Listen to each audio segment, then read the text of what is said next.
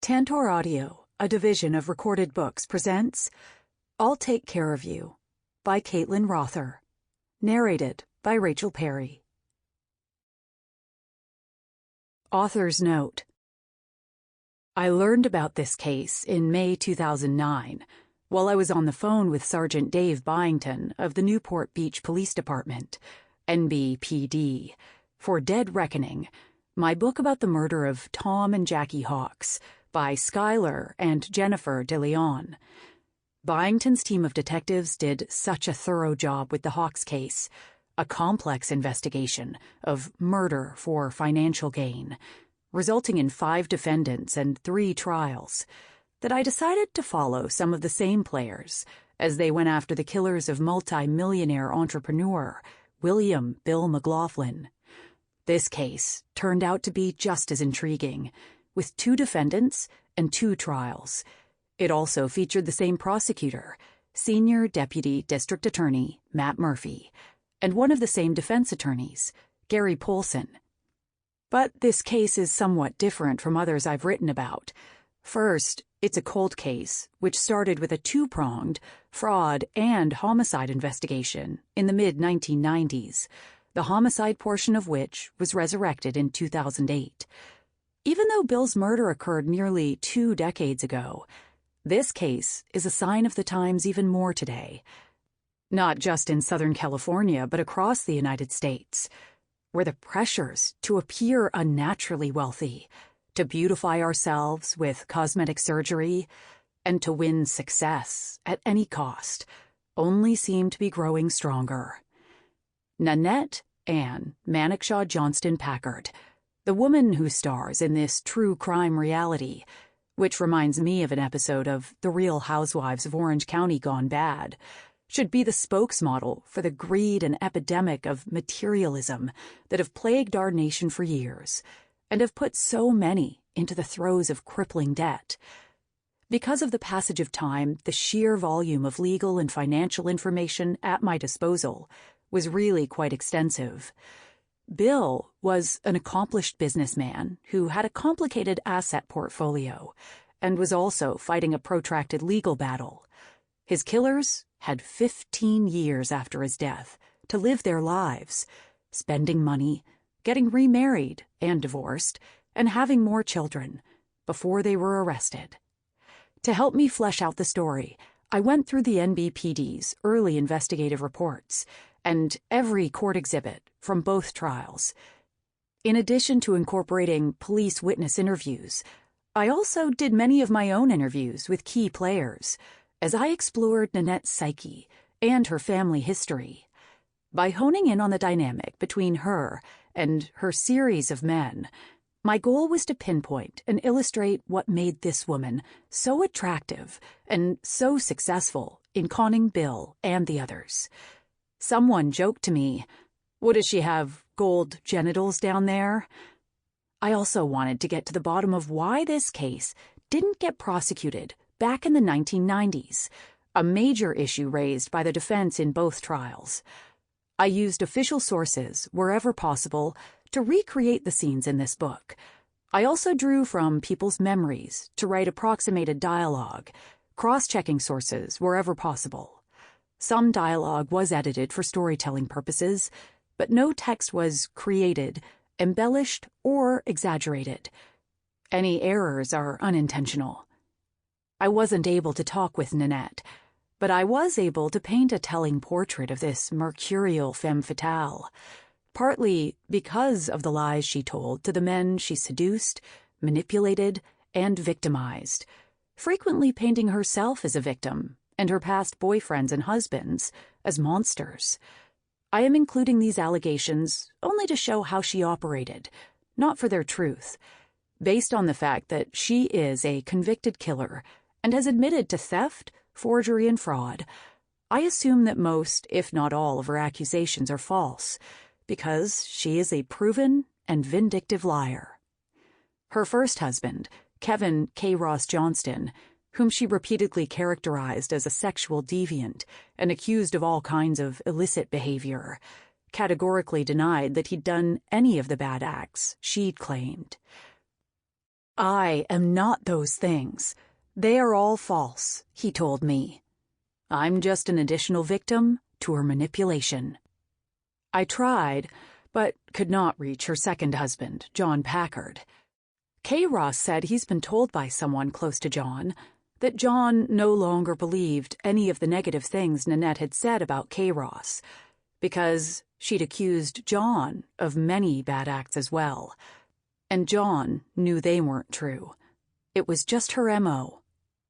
I investigated the contents of Nanette's resume, cross-checked many of her stories, and gathered the first-hand observations of her lovers, including her third husband, Billy McNeil, and ex-boyfriend, Tom Reynolds, to track the evolution of her motivations, sexual prowess, and crafty deception. Eric Naposki was far more accessible than Nanette. I sat down with him twice in an Orange County jail for nearly 7 hours. He is an incredible storyteller, so I wanted to include the colorful tales he told me about his life before, during, and after Nanette. However, because his stories involving the crime changed so many times during the investigation, I wanted to tell my listeners up front that I cross-checked his other tales with news reports or public documents wherever possible. But obviously, I couldn't confirm them all. His college and the National Football League gave me only limited information. So many of his experiences from those years and during his 2 marriages came directly from him, other than what I took from his divorce files. I used pseudonyms for 2 characters in this story to protect their privacy. Bill's former Hemascience business partner, whom I called Jacob Horowitz, and Eric's partner in Midnight Moon Productions, whom I called Juan Gonzalez. I live in San Diego, so researching this book required quite a bit of out-of-town travel. I repeatedly drove to Santa Ana to attend the trials and sentencing hearings, did numerous interviews, took photos of relevant landmarks, and went through many court records. I also flew to Oakland, California, and to the East Coast to do court research, driving all over Connecticut to read Eric's divorce files, and to see where he was living when he was finally arrested. All in all, I found this to be a fascinating case, even more compelling because the NBPD and Orange County District Attorney's Office never gave up on it. I hope my listeners agree. Prologue. Everyone in the McLaughlin household thought Kevin was going to be at his regular Alcoholics Anonymous AA meeting that Thursday night, but for some reason he decided not to go. Instead, over a dinner of leftovers at their house in the affluent enclave of Newport Beach, California, Kevin and his father discussed how he was doing in the brain injury program at Orange Coast College. Bill McLaughlin, a 55-year-old entrepreneurial multimillionaire, had just flown his Piper Malibu back from Las Vegas, where he routinely spent a couple of days a week, claiming residence at one of his 2 houses there, rather than in Newport Beach, saved him $500,000 in taxes each year. Bill's 29-year-old fiance, Nanette Johnston, was out that night. Knowing that Bill and Kevin would get home before she did, she'd left them a Post-it note on a lamp in the den, saying that she was at her son's championship soccer game. Bill and Kev, we won our game, so we are playing again tonight. See you later, Nanette. After dinner, Kevin went upstairs to his room to listen to his Walkman, probably some Bad Religion or Megadeth, his 2 favorite bands, while Bill settled down with a nightcap and some paperwork in his usual perch at the dining room table. Just after 9:00 p.m., Kevin was startled by a series of gunshots downstairs. Pop, pop, pause. Pop, pop, pause. Pop, pop, pause. Hearing Goldie barking like crazy, Kevin jumped off his bed and hobbled out of his room as quickly as his slow, awkward gait would allow. Their golden retriever wasn't an aggressive or protective guard dog. She was more of a licker that Nanette had fallen in love with at the pound, so all that barking was unusual. 3 years earlier, Kevin had suffered a severe brain trauma, which had put him in a coma for 4 months, during which he was dependent on a ventilator. After he came out of it, he had difficulty walking, so it took him almost a full minute to travel from the second-floor balcony, down 2 flights of stairs, and into the kitchen to see what was going on. To his horror, he found his father lying on his side in his blue robe and slippers, his right arm tucked under his stomach, surrounded by a handful of bullet casings and a few dark red splotches of blood across the white tiles. Bill had a fresh cut on his brow, and his wire-framed glasses lay twisted and askew beside him. But there was no sign of a gun, let alone the shooter. Kevin grabbed the phone and frantically dialed 911. It was 9:11 p.m. on December 15, 1994. Chapter 1. Bill McLaughlin, who had enlisted in the U.S. Marines at 17, right out of high school, was a health-conscious fitness fanatic who insisted on being the master of his domain. He loved his 3 children unconditionally and was very affectionate with them, completely indifferent to what people might think when he exhibited his love for his son.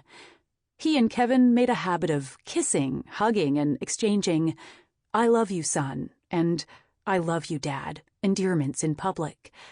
They also acted wacky together, karate chopping at each other like Bruce Lee as they stood in line at the movies, embarrassing the rest of the family. Bill believed in a tough love approach to drugs, but when he ordered Kevin to go to AA meetings, he wasn't just some hard-ass overreacting to his son's recreational use of marijuana, Pacifico beer, and the occasional vodka binge.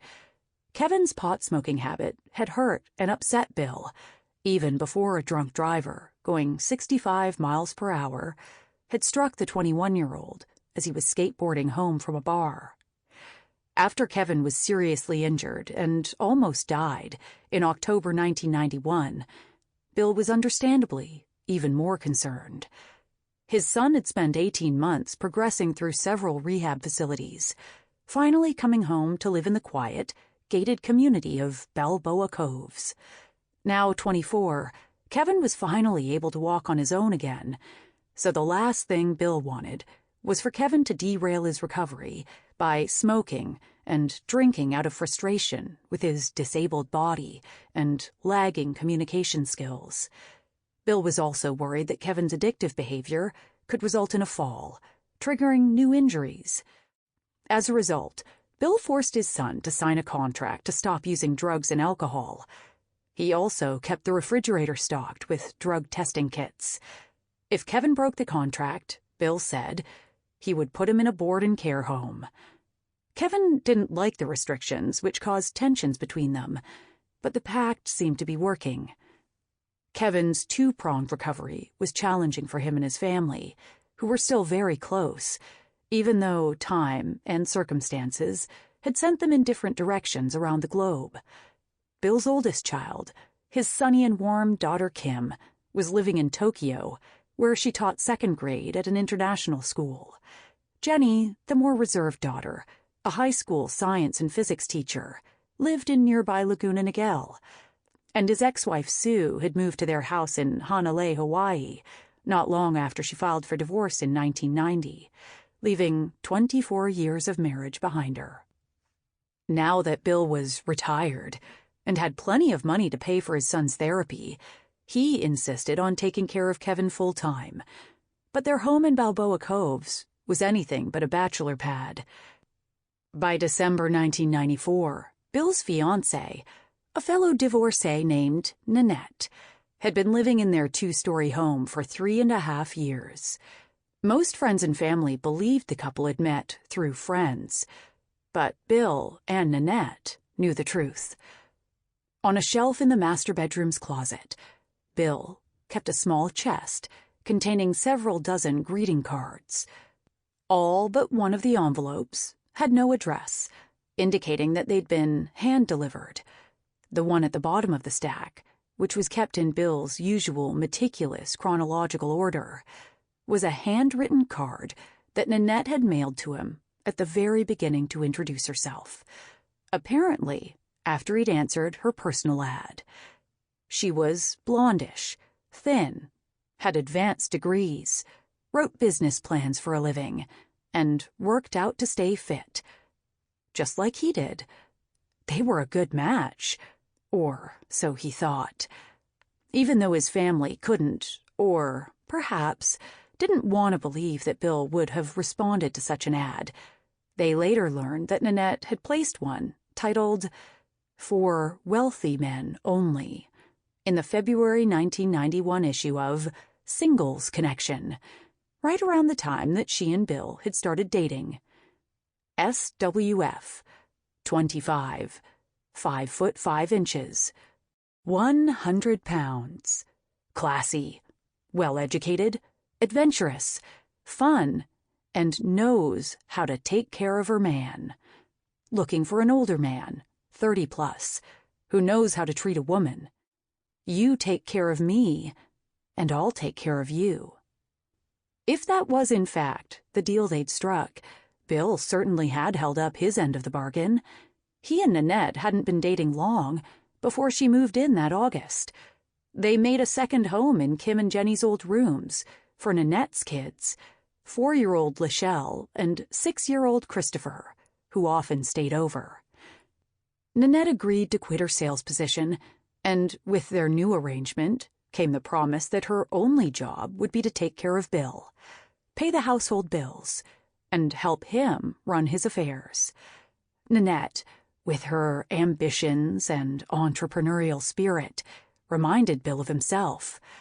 As he took the young woman under his wing, she tried to bring them even closer, asking him to reverse his vasectomy so they could have a child together and get married.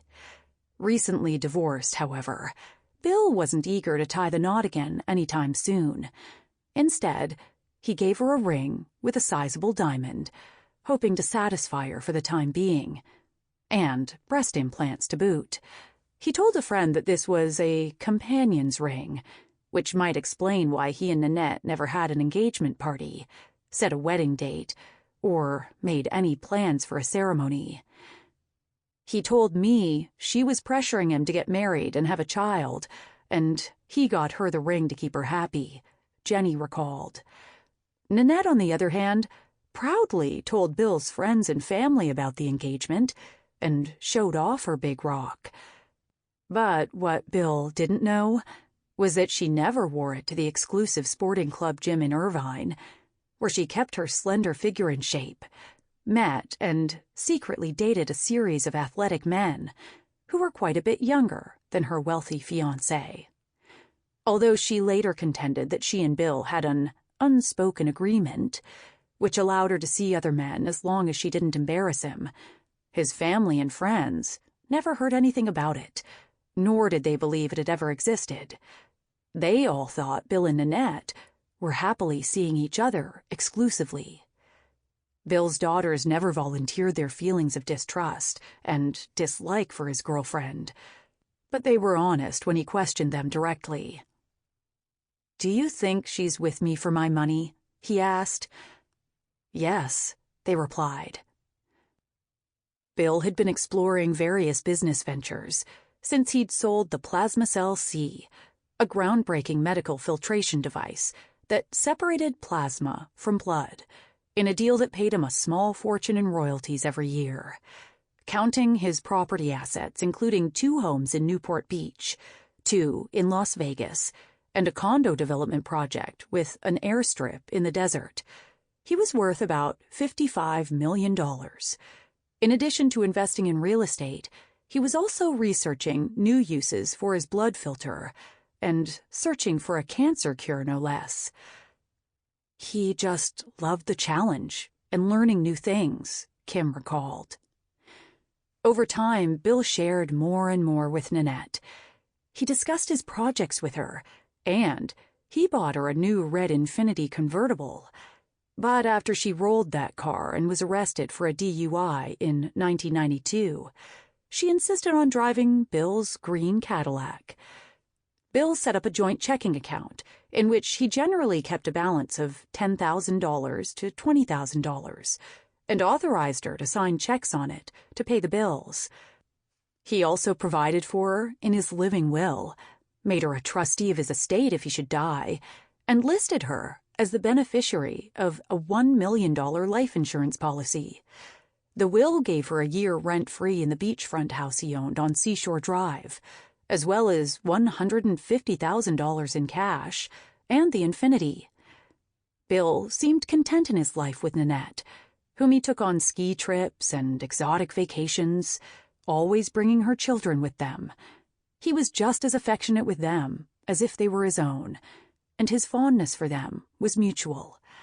Nanette was constantly taking snapshots of them together as he let them steer his speedboat, cuddled with them on the couch as they watched TV, and hugged them in front of his plane, where he let them take the controls during flights to Las Vegas, to ski in Utah, or to other vacation spots.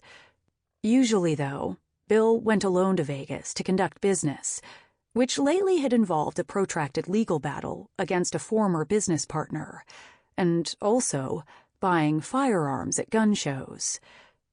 Since Congress had passed the Brady Bill in 1993, making it more difficult to buy guns, Bill had stockpiled about 100 of them, mostly as an investment, but also for protection. He kept a Jennings .380 under the seat of his white Mercedes, the car he drove between Balboa Coves and the airport, and a 9mm Taurus in a lockbox next to his bed. On the days Bill was out of town, Nanette usually went shopping and did as she pleased back in Newport, staying the night with the men she met at the gym when she wasn't with her kids. She also helped take care of Bill's son Kevin, who had come a long way since he came out of the coma. Kevin McLaughlin was extremely proud that his AA buddies had appointed him secretary of their weekly meeting, because it came with the important duty of taking notes. Because he still suffered from tremors, it took him half an hour to write a 1-page letter. He'd also had to learn how to talk all over again, and speaking was a challenge he had yet to master again. His slurred speech could make him sound drunk, especially when he was tired, upset, or under stress. And although his family and his girlfriend could understand him most of the time, it was harder for strangers, especially under these circumstances. Imagine his frustration that December night, as his father lay bleeding on the kitchen floor, and Kevin struggled to convey the most important message he'd ever tried to deliver. "My father's been shot," he said to the 911 dispatcher at the Newport Beach Police Department. "What do you need the police for, sir?" she asked, unable to make out his garbled moans. "I can't understand what you're saying." "My dad was shot." "Say it to me again, sir." As he tried to convey the nature of his emergency, he felt helpless as he saw his father's life slipping away right in front of him. However, Kevin's words were jumbled together, and because he was so upset, he was also yelling, which made it even more difficult for the dispatcher to make out his urgent, guttural tones. "Are you hurt?" she asked. "Is there anybody out there that can talk to me? Is it your father or your dog? What's the matter with your mother?" Although the dispatcher was able to pick out the word gun and realized that she needed to send paramedics, she still couldn't discern what else Kevin was trying to say. "Do you think he shot himself?" she asked. A second dispatcher came on the line to see if she could calm the distraught young man so they could understand him better. Is your dad breathing?" "No," Kevin said. But try as she might, she too misunderstood many of his responses. "Did he just fall over? Do you know what happened to him? Heart attack. Did you say a gun?" "Yeah." "Where is the gun?" "I don't know." "But you think he shot himself?" These details would all be sorted out later, But there was still the matter of the locked main gate leading to the community, which the police and paramedics couldn't open without some assistance. "Do you know how to open the gate?" the dispatcher asked.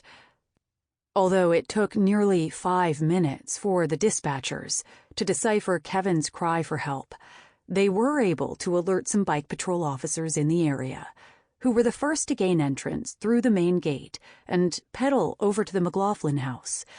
But by the time paramedics arrived and rolled Bill onto his back, they realized there was no point in trying to revive him. He was gone. It was maddening for Kevin not to be able to communicate better with the dispatchers. He told his sisters that he was angry that he hadn't been able to do more to help his father.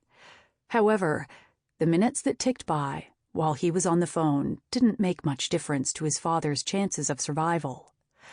The autopsy showed that any one of the 6 9mm Federal Hydroshock bullets fired into Bill's chest could have been the fatal shot, killing him almost immediately.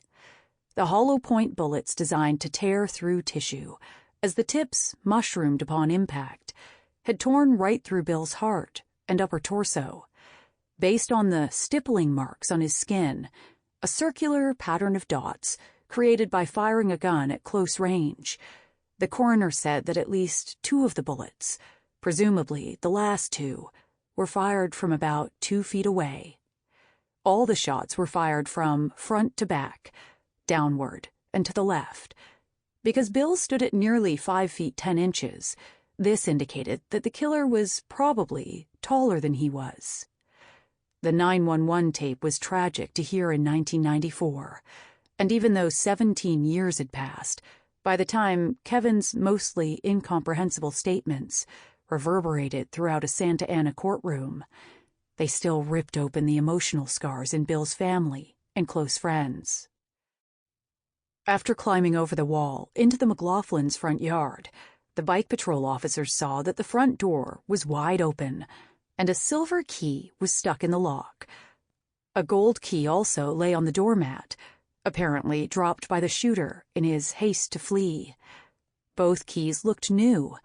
They were shiny and had the small temporary rings that some hardware stores attached to freshly ground copies.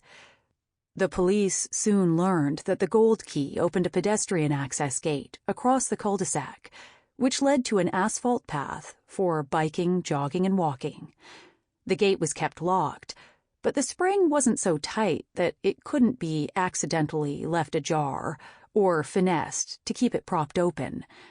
On either side of the gate was a chain-link fence, topped with barbed wire, that surrounded the community. Today, that fence has been replaced by a higher and more substantial plaster wall, which is covered with a thick, prickly layer of bougainvillea. In 1994, the jogging path wound around to a flight of stairs, up to a sidewalk that took pedestrians across the 4-lane Newport Boulevard Bridge and over the Newport Channel to Lido Marina Village. At the time, the Lido area had a bustling Mediterranean plaza with a cluster of popular restaurants and nightclubs, including the Thunderbird. The Homeowners Association for Balboa Coves, which consisted of 68 bayfront homes, limited the distribution of keys to residents. And even then, only a few were given to each family. For security reasons, copies of the keys were supposed to be stamped, "Do not duplicate," and each recipient was to be recorded on a master list. Officer Glenn Garrity found an agitated Kevin McLaughlin in the kitchen.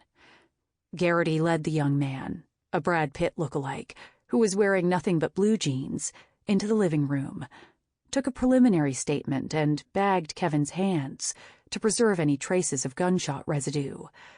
While the other officers cordoned off the crime scene, Kevin got out of his chair several times in a panic, wanting to check the doors for a break-in, but Garrity kept him in that room until the detectives arrived to formally interview him.